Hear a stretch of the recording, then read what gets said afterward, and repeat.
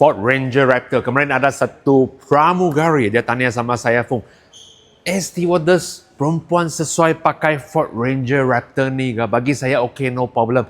Raptor ni walaupun nampak besar, tapi untuk sesiapa pernah pakai Ranger ataupun Raptor punya series ni kan, tahu sebenarnya masa bawa punya feeling kan, okay, dia macam SUV tau. Sebab kenapa kan? Dia punya itu, waktu duduk dekat dalam kan, the first thing, dia nampak cukup tinggi. Okay?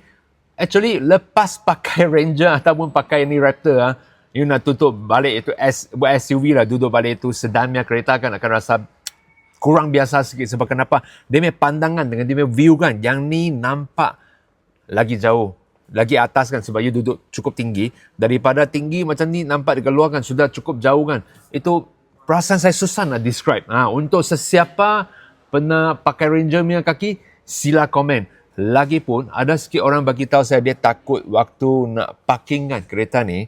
Actually untuk yang ni kereta dia datang dengan 360 mm kamera kan, surrounding semua. Waktu nak parking bagi saya pun bukan satu masalah, tapi cuma dia length tu cukup panjang. At least 2 minggu punya masa sudah pro lah, sudah pro. Untuk kebanyakan customer saya perempuannya kan, pakai kereta ni no worry. Lagipun dia punya kelebihan untuk kereta ni kan, perempuan pakai actually lelaki nampak kan banyak macho tau.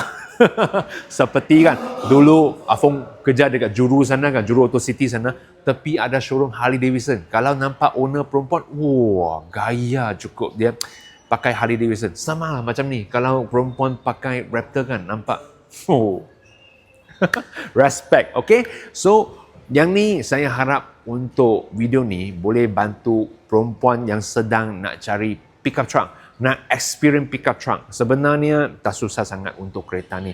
Saya pun pernah tengok ada perempuan pakai lori, trailer pun boleh juga. Cuma perlukan masa untuk bagi sesuaikan lah. Jangan cakap perempuan, lelaki pun sama juga perlukan sikit masa untuk sesuai. Practice make perfect. Okay? Like ini video, share ini video keluar, follow sama saya Fung. Lepas tu yang paling penting, komen dekat bawah. Follow tu minta tolong nak tonton dengan Boman. Target tahun ni 100,000 orang follow sama saya. Terima kasih guys.